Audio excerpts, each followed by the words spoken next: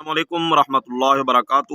محترم سامعین و ناظرین، ذہن کے اندر ایک سوال اٹھتا ہے کہ جب اذان ہوتی ہے تو اذان کا جواب مرد حضرات تو دیتے ہیں، تو کیا عورتوں کو بھی اذان کا جواب دینا چاہیے یا نہیں دینا چاہیے؟ تو جی، جواب یہ ہے کہ جس طرح مردوں کو اذان کا جواب دینا چاہیے، اسی طرح عورتوں کو بھی اذان کا جواب دینا چاہیے، جیسے کہ حضرت میمونہ رضی اللہ تعالی عنہا کی روایت الترغیب و ترہیب جلد 1 صفحہ نمبر 115 پر موجود ہے کہ نبی علیہ الصلوۃ والسلام سے پوچھا گیا کہ عورتیں بھی اذان کا جواب دیں، تو نبی علیہ الصلوۃ والسلام نے ارشاد فرمایا کہ ہاں، عورتیں بھی اذان کا جواب دیں۔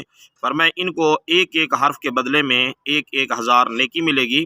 پوچھا گیا یا رسول اللہ، تو مردوں کے لیے پھر کیا ہے؟ تو آپ علیہ السلام نے ارشاد فرمایا مردوں کو جو ہے اس سے بھی دگنا ملے گا، یعنی ہر حرف پر، ہر لفظ پر ان کو 2,000 نیکیاں ملیں گی۔ تو اس لیے عورتوں کو بھی اذان کا جواب دینا چاہیے، اور اذان کے جواب کا طریقہ کار یہ ہے کہ جب مؤذن اللہ اکبر کہے تو سننے والا بھی اللہ اکبر کہے۔ جب مؤذن اشہد ان لا الہ الا اللہ کہے تو سننے والا بھی اسی طرح کہے، اور اشہد ان محمد رسول اللہ مؤذن کہے تو سننے والا بھی یہی کہے، یہاں تک کہ وہ حی علی الصلاح حی علی الفلاح کہے تو سننے والے کو جو ہے لا حول ولا قوت الا باللہ کہنا چاہیے۔